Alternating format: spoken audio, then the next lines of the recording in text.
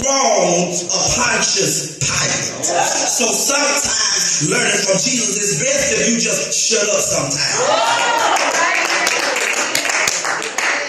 Now, before anything could be said by the crowd, Pilate's wife came running to him. If you realize, Pilate had just asked, what do you want me to do with Barabbas? You want me to release Barabbas or Jesus? His wife came running to him and said, don't have anything to do with this just man. I've had dreams. She had horrible nightmares because of him. But the Bible says that after the chief priests and elders heard her talking to Pilate, they persuaded the crowd all the more to release Barabbas and to destroy Jesus.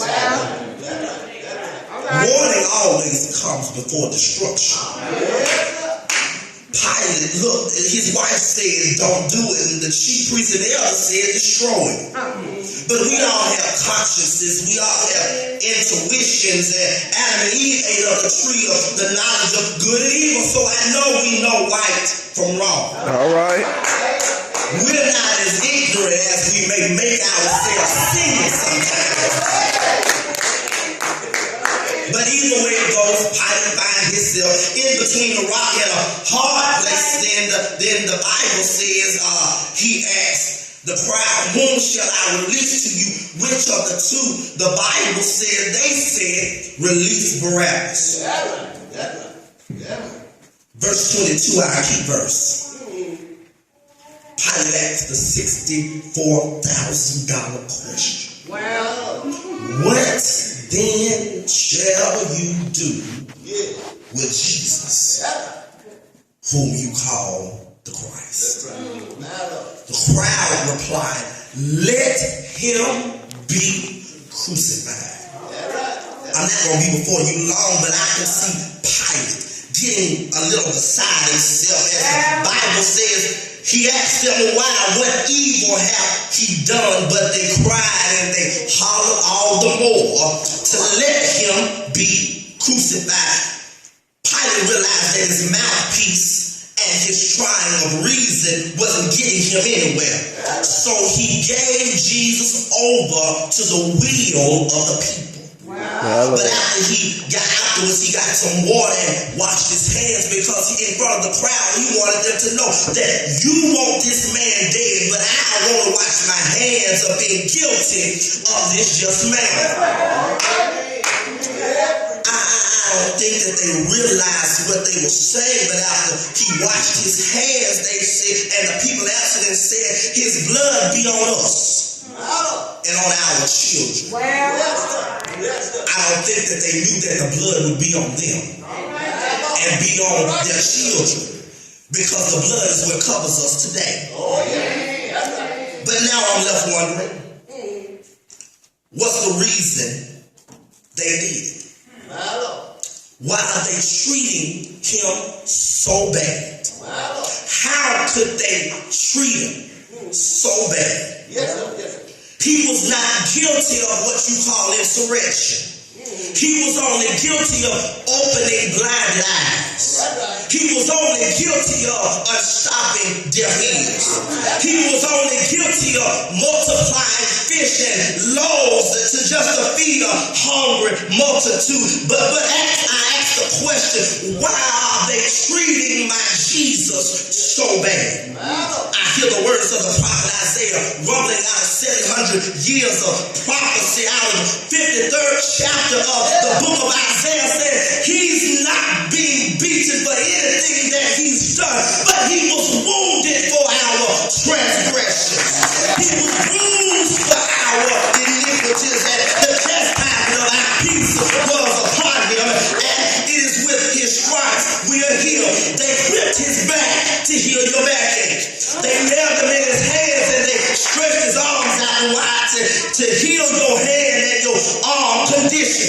They nailed him in his feet just to heal the condition in your legs and in your swollen ankles. But why did they put a crown of 72 thorns around my Jesus' head? Because most of our problems begin in the mind. They resonate in the mind. So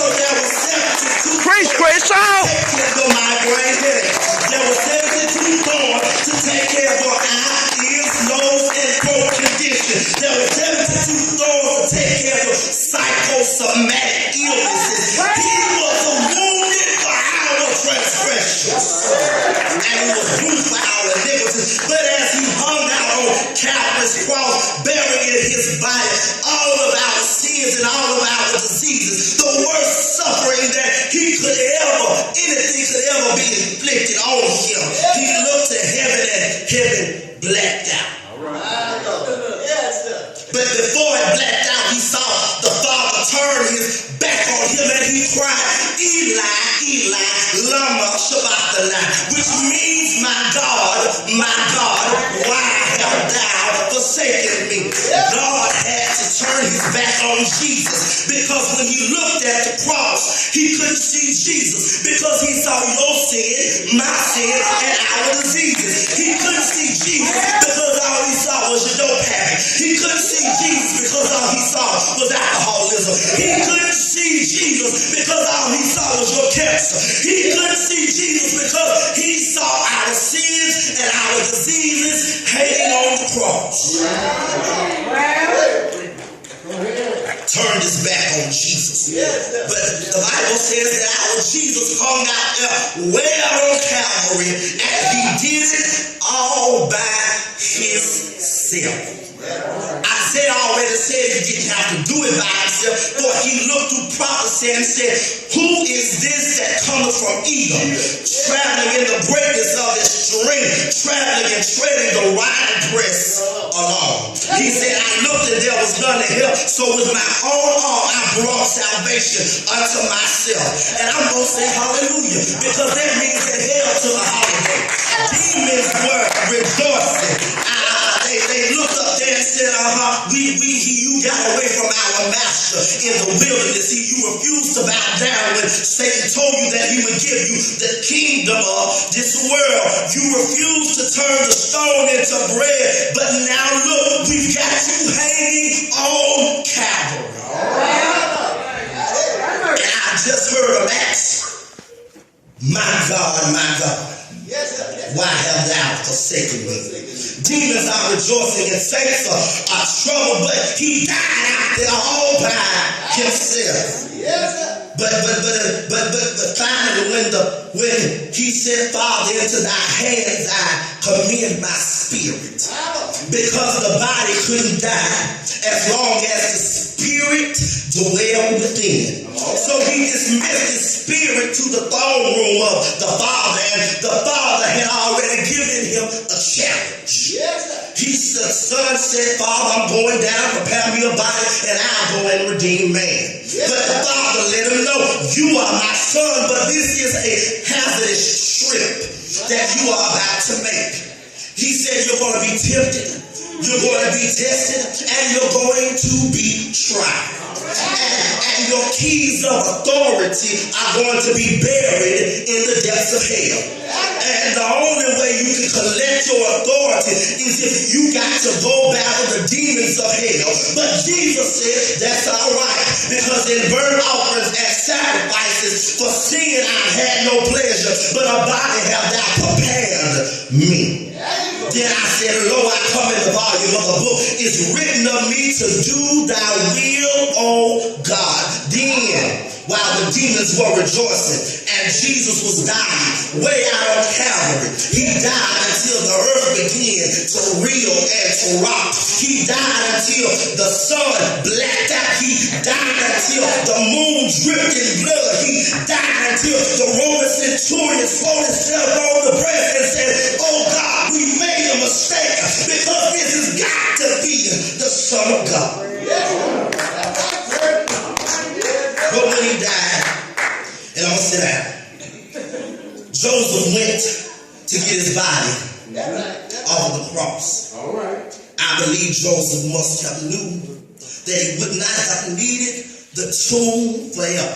I can hear Joseph in my mind saying, I'm going to let him stay here for 2 days and lay him in the new tomb, and that spirit that was commended to the Father while the body was imposed in sleep, the spirit went down to the deepest recesses of hell. And I hear him banging on hell's door and I can hear him ringing out the song saying, lift up your heads, O ye gates, and be ye lifted up, ye everlasting doors, and the King of glory shall come in. And I can see the demon looking over the gate saying, who is the King of glory? And I can hear Jesus say, I am the Lord and mighty in battle. I am the King of glory. I look in my mind and I see what they did to Jesus. They killed my Jesus. They betrayed my Jesus. They turned their back on my Jesus. But choose ye this day, what is it that you're going to do with Jesus? I can't continue to turn my back on Jesus. I can't continue to keep on in the sin that I'm in. If you don't know Jesus in the pardon of your sins, then you need to get to know him. Because as I say all the time, I don't want to live in hell and have to die and go there. So this day I want you to make up in your mind, what is it that you are going to do with Jesus?